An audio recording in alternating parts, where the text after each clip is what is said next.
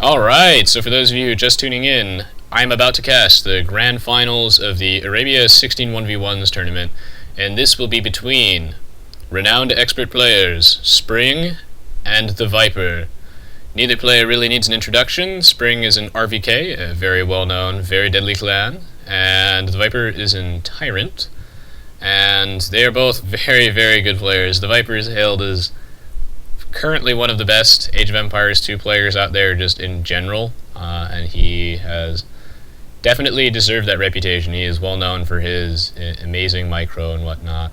And Spring is a very, very strong player himself too, as we saw in the previous matches of the tournament, where he really gave the rest of the players a good run for their money. My heart goes out to the victims of Spring during this tournament. Like Elixir, definitely was surprised that Spring's his control was very, very good. Basically, like, I would say that a lot of these matches come down to how effective how efficient the players can be. Do they waste any seconds? Do they waste any troops? A little bit of resources. Spring is quite deadly, and if there's anyone that can dethrone the Viper, it might be that guy. So, without further ado, let's jump into game 1. Now keep in mind, I do not have all the games in my save game folder right now, so that way you will have no idea how many games there are in the series, and neither will I. I'm going in just as blind as you are, so I will have a sip of my water, and we'll jump straight in to game 1. So I know this one was full random between the two of them, so I guess the map that it is, this is Archipelago. Interesting. You'll almost never actually see anyone play on this map, so this is interesting. Alright, and of course if there are any audio issues, if people would let me know, that is of course appreciated. So you'll notice that right off the bat, it's just what players will do is they'll take their scout, and it's a quest to locate your sheep as fast as you possibly can. And that's what they're doing right now. You'll notice that the Viper has found his sheep, and he's using them actually as little scouts. And that's a very, very good thing to do. You can use them to just get a little bit more map information, and the idea is to locate all of your minerals and your nearest trees, as well as your boars as fast as you can, because the wild boar is a very, very powerful early game resource, since again, the reason that hunting animals is such a good investment most of the time is that when you run out of things like forage bushes and sheep, you're going to have to invest in farms which cost wood, and harvesting from those hunted animals does not cost you any wood at all. You notice that the Viper's scouting here is exceptional. If you compare it with Silent Spring has a little bit less map vision, I would say, and that's mostly due to that I don't think Silent Spring has found as many sheep necessarily, and perhaps his micromanagement isn't quite on the same level, as we can tell as those sheep are idle, but he is moving them. But the Viper is definitely gaining a slight vision advantage at this point, which is very, very important. And one thing to keep in mind with this map generation, which is really, really strange, half the map is water. What I expect to see from the players is perhaps this area gets walled off, and we engage in a more sea warfare type thing, where the players are competing over control of this vast ocean. Because getting control of the water gives you a massive, massive advantage, both in map control, and in the fact that you get all these delicious free fish here, which are a great source of food. Let's not forget, of course, that shorefish do give food slower, actually, than deep water fish, so you actually gather food faster from deep water fish, so do keep that in mind when you're building your own dock and whatnot. Alright, so we got 4 on wood from our Silent Spring fellow over here, and 4 on wood for the Viper as well. I'm going to say that the 4 on wood for both players, because sometimes you see 4 on wood, sometimes you see 3 on wood. I think that's heavily signifying that both players are thinking about this wall up and galley rush thing. That's what I expect to see, at least. All right, so he's gonna shoot that boar, of course, and then he's gonna run it under his town center, because the idea is that you don't want to really waste any time with your villagers having to harvest that boar and then walk all the way back carrying that food and then walk back to the boar. It's grossly inefficient, so the idea is that You really want to be careful with that. And no, fish traps do not actually automatically reseed at the mill. Unfortunately, you cannot actually set fish traps to automatically reseed at the moment. You have to manually reseed them yourself, which is one thing to keep in mind. Fish traps are not a common thing that you see in pro games, mostly because food is gathered from them rather slowly, and of course that's not listed in the tooltip because that would be too helpful. So yeah, food is gathered from them relatively slowly, but I invest in them sometimes. They're not necessarily bad, it's just that they can be a bad investment early just because they cost 100 wood right off the bat. So that's something to keep in mind. Alright, so the Viper actually does have one additional villager on this lumber camp so early, which is the most, yeah, this is the most obvious dock I've ever seen. So he's clearly going for a dock, he's got all this extra wood, and the idea is that he's going to start pumping out fishing ships. He's going to try and get 4. So by the time that he hits the feudal age, he can shift almost all of his economy off of food and focus it all on wood and gold only. And the idea behind this is so that he can get galleys out as fast as he can, and as many galleys as he can, to quickly overwhelm his opponent and take control of the water immediately. One thing I don't really like is that Silent Spring Scout is all the way over here. Oh, it's actually a 3 HP apparently. That explains that one. And then, yeah, we've got the... Oh, we have a dock from Silent Spring coming down on this side of the map. And I'm not so sure about that one. Because, I mean, sure, okay, this dock is completely safe from the Viper, that is true. But all he has access to is shorefish here, and I'm sure Silent Spring is aware that this particular side of the map, there's not that much fish to be had here, which I think is going to be a problem. I'm not sure why he's docking over here, because this doesn't really give him too much map control. And yeah, we already have the fishing ships coming out from the Viper. Notice how the Viper's dock did come out first, and he already has a fishing ship out, whereas Silent Spring does not. And here's the problem, is that Silent Spring only has access to shorefish over here, which isn't super great. I do like, though, how he's not really wasting any time at all, and Silent Spring is very wisely harvesting this shorefish so that when he brings his villager back to his town center, he'll at least be able to get something out of it. And something really, really interesting is that Silent Spring, you'll notice that he walled in his villager while he was building that dock, and that's a really, really smart move on his part. Because this means that his dock can't be harassed by this scout and the Viper's hostile forward villager coming in here. So that means that that dock is going to go up regardless. And this is interesting. The Viper has got a villager in Spring's base and his scout. I am curious to see what the plan is with this one. Perhaps he's just opting for map vision. But yeah, we'll notice that the Viper here, he is ahead by 2 population here, and that's because of those fishing ships right now.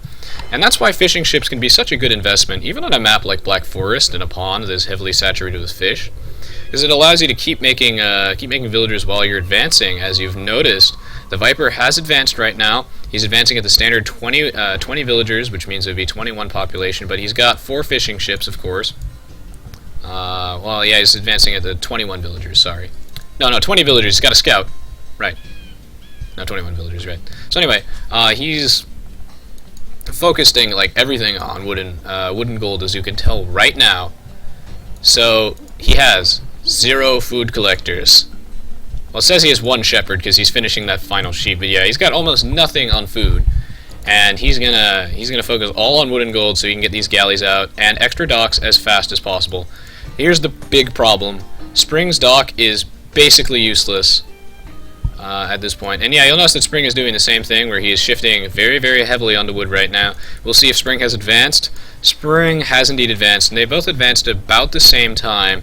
It's just the real problem here is that Spring's dock is, I mean, it's a decent source of food income, and it's completely safe, but it's not going to have any offensive advantage at all, and the Viper is going to be able to claim this entire ocean effortlessly, including this island with extra gold on it, so that's going to be very, very dangerous. Interesting, actually, though, that Silent Spring... Oh, I should really close Chrome really quickly. Anyway, Silent Spring has... Sorry about that. Silent Spring has actually a mill that he's building right now, which I think is an interesting decision on his part. And I'm actually curious to see what the Viper is going to do with this forward villager that he's stuck in on this side. Curious that no player has really walled off yet, but yeah, you've got the forage bushes here.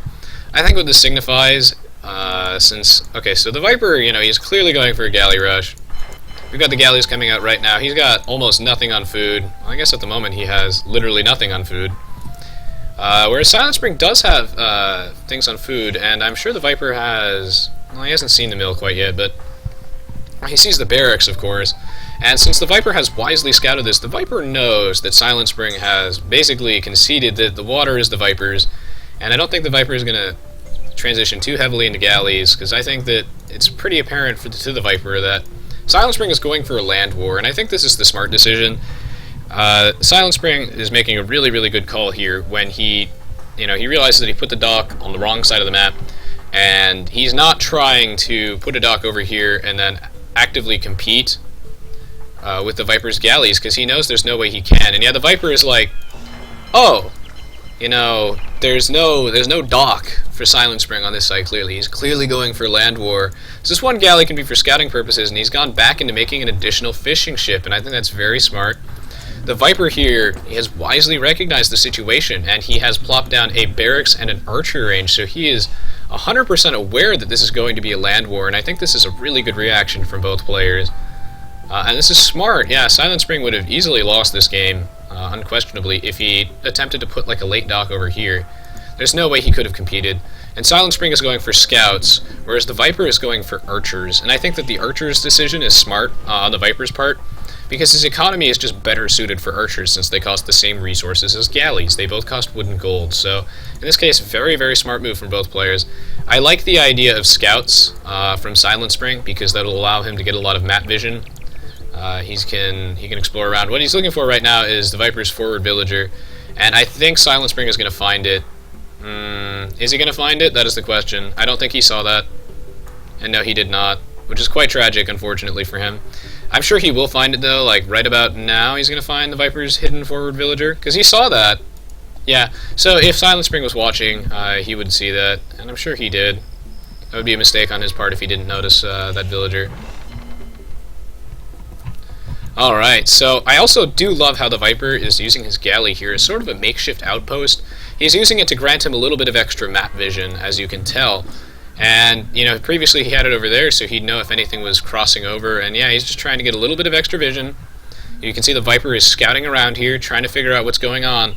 And, he's using that villager. I think, did he get away with that undetected, despite the fact that Silent Spring saw the villager, but he didn't see the building? Okay, so no. The Viper has been detected here, and I think that the decision to forward is actually a really interesting one. You can see that the Viper actually has a really significant advantage going on right now, because look at this. He's got all these guys. I do love this decision to send the forward spearmen here. Usually, pro players will keep the spearmen in their base to defend against raids from scout cavalry, but the Viper is bringing his forward this time, and I think that's a really, really good move on his part, because he sees the stable, he knows Silent Spring is going for scouts, and he's going to rightfully deal with that, because scouts are quite effective against those archers, and the Viper keeps that in mind. But the spearmen are just so strong against those scouts. They kill scouts in 3 hits. So that is one thing to keep in mind. I do like Silent Spring's decision here. I think this is a very smart decision to put that tower here. The Viper is also going for a tower right now, and Silent Springs is going to build first because he's got 2 villagers in it, so it's going to build much faster. Because as you know, the more villagers that you tack onto it, the faster a structure builds. And here comes the Viper right now. This is going to be a very, very devastating attack. Really good control here from Silent Spring, immediately garrisoning those villagers to get free damage on that scout. Every little bit counts in these neck-and-neck pro games. Alright, yeah, and this decision to put that defensive watchtower here was absolutely brilliant from Silent Spring. He knew the Viper was going to put a tower right here to try and zone him off his wood line, which is so important. And he denied the Viper an opportunity to put down that forward watchtower. So it's a very, very big blaze here from Silent Spring. And yeah, now the Viper has to delete it, and he loses all that stone for free. So Silent Spring reacting to this quite well. And a little bit of miss micro here from the Viper, as we can see that he throws away a few archers for free, but Silent Spring for some reason does not finish this archer. He really should kill that archer. I do like, though, how he is focusing the spearmen down, because since he knows the Viper only has 1 forward spearman with him, defeating that 1 spearman means that Silent Spring has full reign over the Viper's troops, and the Viper is wisely pulling his troops back to this galley so this galley can get a few free hits on those scouts. So really great play here from both players. The Viper is getting a lot of free damage on these scouts. You'll notice that if you back your ranged units into like a sort of wall, it is difficult for melee units to attack them, like to surround them, because that's the weakness of ranged units. And the fact that the Viper has fletching here is actually making him really make short work of these scouts. There's a lot of units lost here, and I think a big mistake from Silent Spring here is focusing on that galley right now. He should really be focusing on killing those archers first, because that galley has 120 health. That is 4 times the amount of health that the archer has, so, you know, the real question is it even worth it? But we'll see, though, that Silent Spring does make short work of the Viper's troops. There were a lot of fatalities over here for both sides, but in the end, Silent Spring is the one who comes out on top of this engagement. Really great play here from both players, but Silent Spring showing us here that his unit composition has actually been superior in this case. But one thing to keep in mind is, even though the Viper has lost that battle, he still has 2 forward archer ranges and a forward villager stuck on this side of Silent Spring's map. And the map control is still in favor of the Viper. Like, heavily, heavily in favor of the Viper. The Viper owns the top half of Silent Spring's island, and he also owns all of his island and the entire ocean.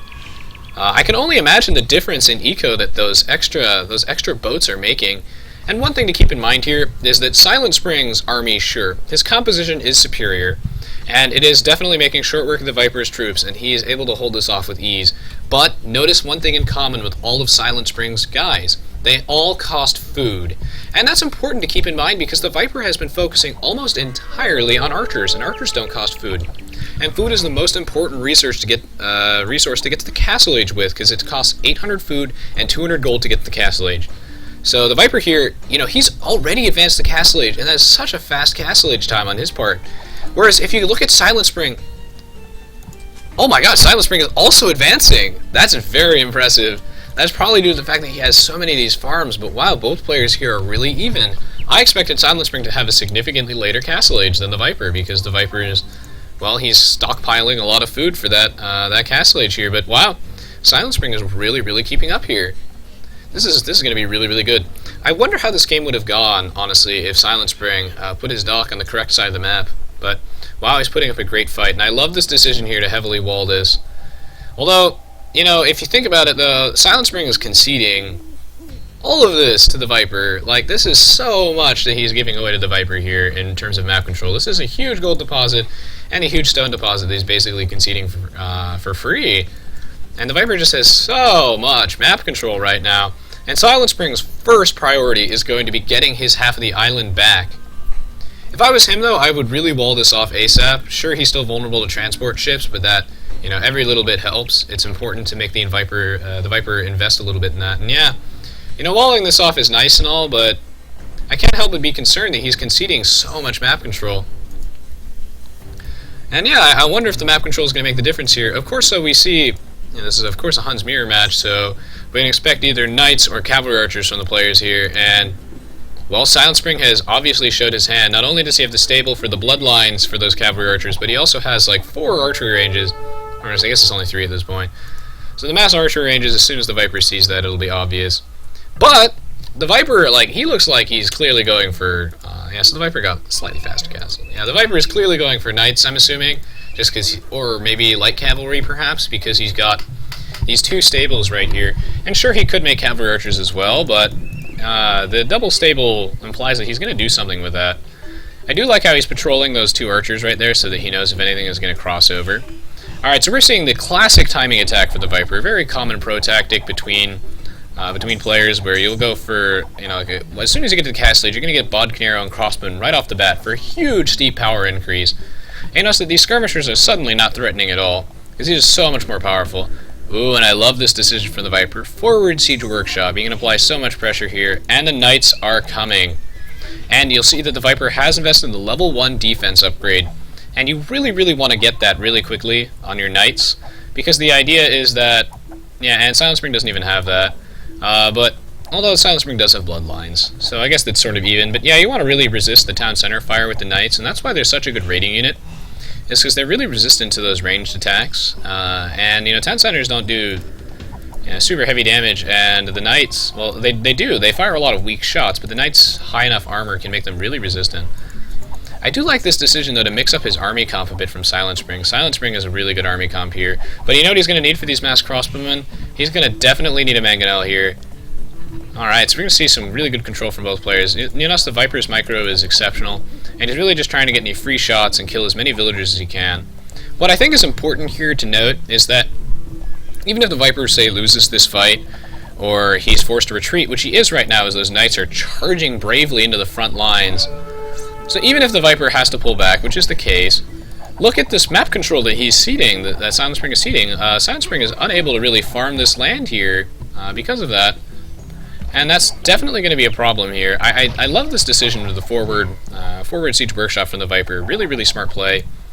And yeah, we got the Siege Workshop coming from Silent Spring here. He knows he's going to need mangonels to both deal with those rams and those pesky, pesky crossbowmen. There's no way he can get to those otherwise. When you get a sort of crossbowman-sized death ball, it can be very, very difficult to deal with without a mangonel, of course, because the crossbowmen can be quite effective against knights once you get Bodkin Arrow. So they do quite a bit of damage when clumped up, so unfortunately, Silent Spring is going to lose this stable here, and that is really, really significant. Because Silent Spring, you know, he doesn't have too many resources to spare at this point in the game, and he's going to lose this stable, which means that he loses access to knights, which is going to be really, really bad. He's going to need a mangonel, like, right now if he wants to come back in this. And one thing to keep in mind is that the Viper is really showing his dominance right now, because he has got another town center out, so he is pumping out his economy. He's booming behind this. I think this is quite significant. One thing to note is that Silent Spring does have a very, very deadly army here. It's just that what he really needs is a mangonel. Otherwise, he's throwing away way too many troops for free. He can't afford to make these kind of trades, unfortunately. All right, so I'm sure he has a mangonel inside there right now. Let's go give it a quick look and check on that. Yeah, so he does have a mangonel in there. He really needs to get that out and get some free hits on these battering rams if he can. So we're going to see how good his... Ooh, that was a really good mangonel shot from Silent Spring. The Viper has obviously anticipated this, and he's trying to run perpendicular to the shot, but... Uh-oh. The Viper is really smartly using his knights to just charge that mangonel and focus it down immediately, something you should always do. And in the end, that mangonel was not super effective. It did some damage to these battering rams. It took out a lot of these crossbowmen. But in the end, the Viper is the one who comes out on top of this engagement, and he's really, really showing his dominance in this position. The Viper is just steadily gaining a very significant lead here, and these Archer Ages are going to go down as well. And I think Silent Spring is slowly realizing that this match has ceded beyond his control. And at the end of the day, the real thing that lost this game, I think, is just the map control that the Viper has. And, you know, the Viper got this map control advantage through several things. Silent Spring putting his dock on the left side of the map instead of the right side of the map. And you could say that was a scouting error, but I don't necessarily think so, because you know where the edge of the map is without scouting. So I think he just assumed that this dock would, you know, like, be able to connect somehow to the outside world, but that is not the case, unfortunately. And that gave Viper full control of this ocean, which he is abusing by just harvesting all of these fish, and he's just getting such a strong economy. You know, he's got so many extra villagers at this point, and you know, like, the Viper's decision to send a forward villager and just build on this side of the map, he has pincered Silent Spring in. He is starving Silent Spring. Silent Spring has no farmers. He has no, like, economy at all to speak of. And the Viper just is so much map control. Silent Spring is putting up one hell of a fight, though, I mean, especially because he's got superior technology in his cavalry archers, and that's really what's been making the difference in a lot of these engagements. Because both players here with exceptional control, but Silent Spring has been holding out due to his tech advantage. But unfortunately, he's not going to be able to do this for much longer because he just has no economy to speak of, unfortunately. So I think we're going to see that as soon as... Yeah, he's desperately trying to pull off villagers off the line to defeat that battering ram, and that is a smart decision in most cases, but unfortunately, he's just got no economy to speak of. And this Viper is just freely able to raid, and you can see that the knight here, he's able to tank so many arrows and just pull all these villagers off the line. He can do so much eco damage, and as soon as Silent Spring loses control of this particular gold mine, it is absolutely GG here. So yeah, we can see that map control really wins games. You have to be really careful with ceding too much map control to your opponent. And in this case, yeah. Wow, Silent Spring is putting up one hell of a fight, though.